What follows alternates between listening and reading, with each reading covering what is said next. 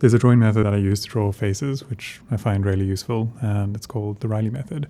This forms kind of the backbone behind drawing portraits for me. It's something that when you practice a lot, you don't actually have to draw out all the details of it. It's something that starts to happen just in the back of your mind and informs a lot of the shapes. But when you're starting off, it's really helpful to sketch out everything.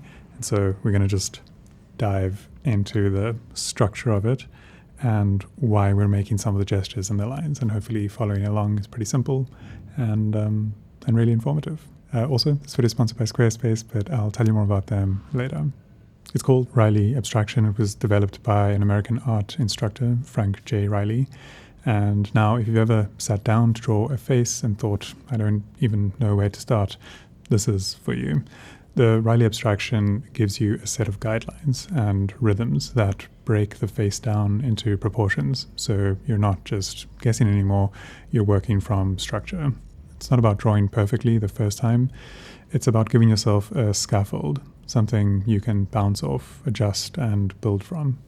So grab a pencil and some paper, draw along with me if you want. Don't worry about being too precious with your lines.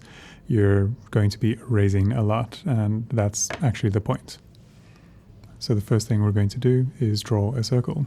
This circle represents the cranium, or the bulk of the skull. Now, here's something people get wrong. This circle doesn't go from the top of the head to the chin. It goes from just above the hairline down to just below the tip of the nose. Think of this as the bony part of the skull, from the top of the skull down to roughly where the teeth begin inside the face. Now, right at the halfway point of the circle, that's where we're going to draw a horizontal line across, and this is your brow line. The hairline sits just a little below the top of your circle. Think of the circle as the top of your skull, and here's where the method starts working for you. The distance between the hairline and the brow line, take that same measurement and repeat it downwards. That gives you roughly the tip of the nose. Then do it one more time and you've got the bottom of the chin. So you end up with roughly equal thirds. Hairline to brow, brow to tip of the nose, and nose to the tip of the chin. Just a quick note here, these are proportional guides, not hard rules. If you're drawing someone with a larger jaw or a shorter nose, you can adjust it a bit. The method gives you the framework, your observation gives you the person. And then a vertical line straight down the center. This is your center line. It assumes that the face is straight on. If the face tilts or turns, this line will curve in a different direction. But for now, we're keeping it simple. Now the eye line. Below the brow line, we need to find the eye line. This is roughly the center of the pupils, or the center of the eye socket. Not the top of the eye, not the bottom, right through the middle. For most faces, this sits fairly close to the brow line, but use your reference to judge where it feels right. Draw your eye line now, just a light horizontal line, about 1/3 from the brow line. Let's rough in the draw so we have a sense of the whole face below the cranium circle. The face narrows, there's a ball-like shape that informs the chin and the jaw angle from there, but keep it light. We'll refine this as we go. Depending on the face, it might widen slightly or narrow slightly and then curve in as we go from the ends of the jawline to the chin. So now this is where we shift our thinking from 2D into 3D, and this is one of my favorite parts of the Reilly Abstraction. Imagine that the brow line isn't just a flat line on the paper. This is actually wrapping around the skull, like a band that's wrapping around a ball. If you follow that curve around the sides of the head, where it wraps around is roughly where the tops of the ears sit. Mark a point on either side of the circle where the brow line would have wrapped around. Just make a small mark on both sides, we'll use it later. Now we start talking about rhythms, and this is also a key idea in the Reilly Abstraction. A rhythm isn't just a precise measurement, it's an observation line, a curve or an angle that captures the feeling of the form.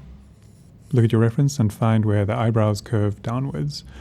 We're going to draw that curve in slightly. So this is going to help us capture the position of the eye socket. It'll be close to your brow guideline, but it might be slightly different depending on the person's face.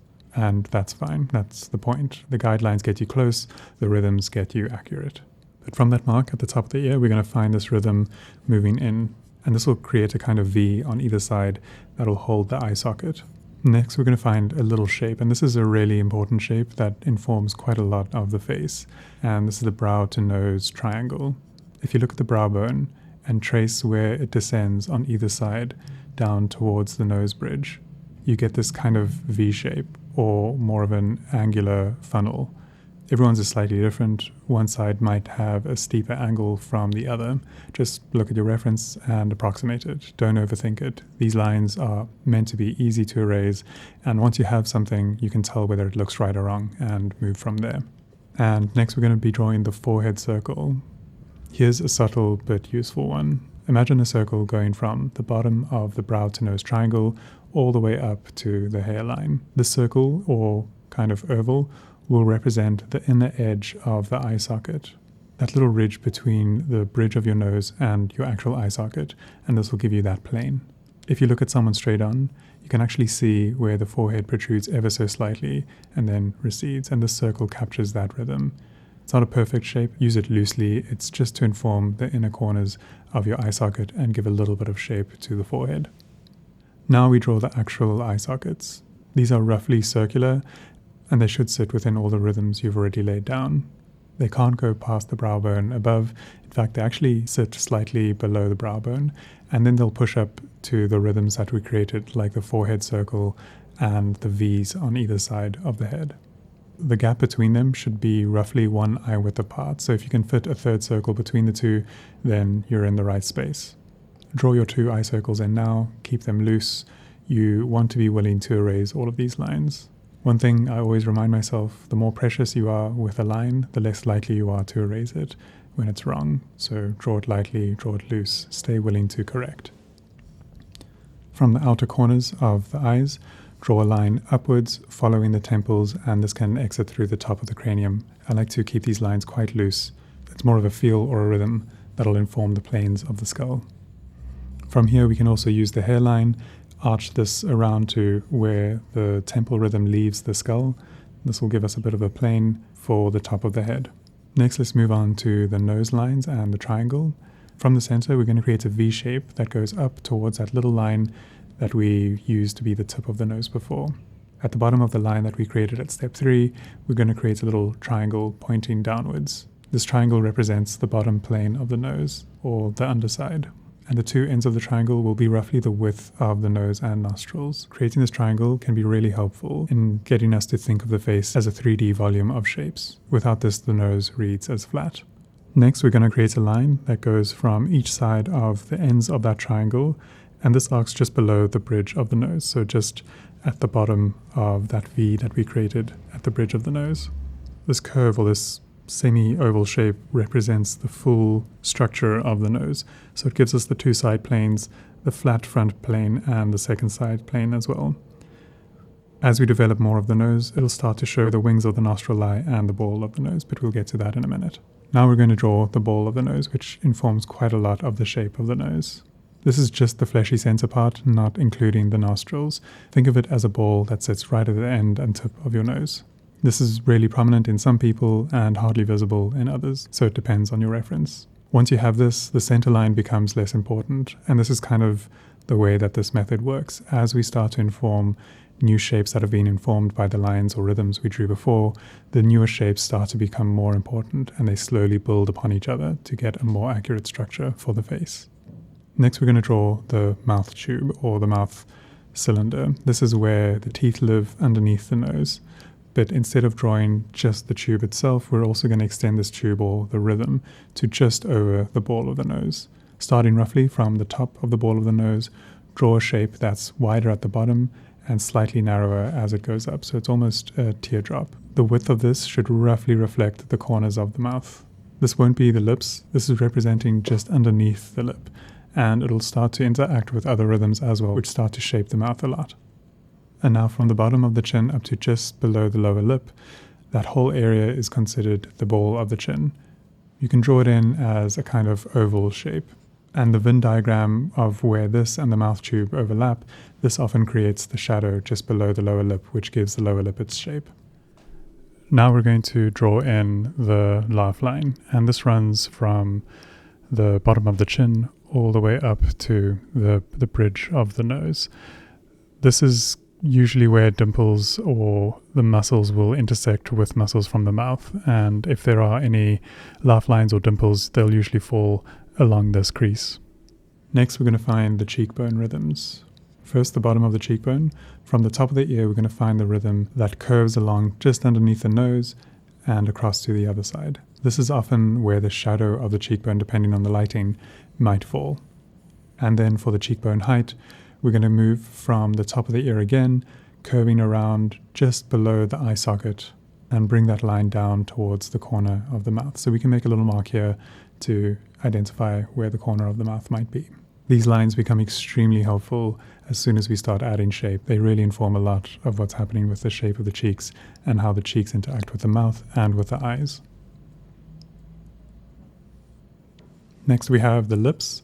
So using your mouth tube as a guide, draw a simple curve for the top lip.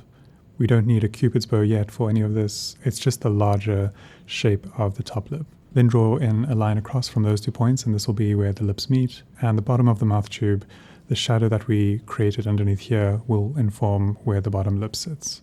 We can draw in a little circle between the top lip and the nose, and this will be the philtrum and also inform the cupid's bow. The first time we do this, it's going to feel a bit like we're drawing random lines that don't make much sense. And that's completely normal. What you're building is a system, and the more you practice it, the faster and more intuitive it gets. Eventually, all of this happens in seconds, almost automatically, and you'll find that your proportions are just more accurate and consistent. The real power is that instead of guessing where everything goes and hoping for the best, you're making informed estimates, and those estimates are much easier to correct. You can see when something's off, you can erase it easily and adjust when you're not attached to a single precious line. This method has helped me a lot. It's been something that has taken drawing from being more of a guessing game into something with a little bit of structure that I can then push against and feel like I have tangible next steps to creating a drawing that looks more like the reference or something that is more playful. I can play with the rules a little bit, and it's always been a lot of fun for me to know that there's something I can kind of fall back on that'll keep my drawing safe and looking good. But before in this video, I just want to give a quick shout out to this video sponsor, Squarespace. I've been working with them for a couple of years now, and they've played a huge role in my career, not only in sponsoring this video and helping me maintain this channel, but more importantly, early on in my career, I was looking for a way to showcase my work and make it easy for collectors to find me and get in touch with me. And I didn't have time to learn HTML and build a beautiful, reliable website, but I found that Squarespace did all of that effortlessly. I never had to patch or upgrade anything. I could register a domain with them and set up an online store. And most importantly, I could design a portfolio and show my work the way that I wanted to. Also, every time I got stuck, their amazing support team helped me out instantly. So if you're looking at building a website, give Squarespace a try. And if you decide that you love them, use this offer code and get 10% off your first purchase. There we go. I hope that this is a helpful structure for just drawing more proportionally accurate faces. It can feel so disheartening to play with drawing and to not have guidelines in place that can just give you the best shot of your drawings looking good off the bat. So having little tricks and techniques like this can really just help foster that love for drawing. Let me know in the comments if you have any questions about this. I'll be happy to answer those either in the comments, or if you're a patron, we can chat more in depth on Patreon as well. But yeah, if you found this helpful, leave a like. It helps the channel out in a huge way. Thanks for all the support, and I'll see you guys in the next one. Bye.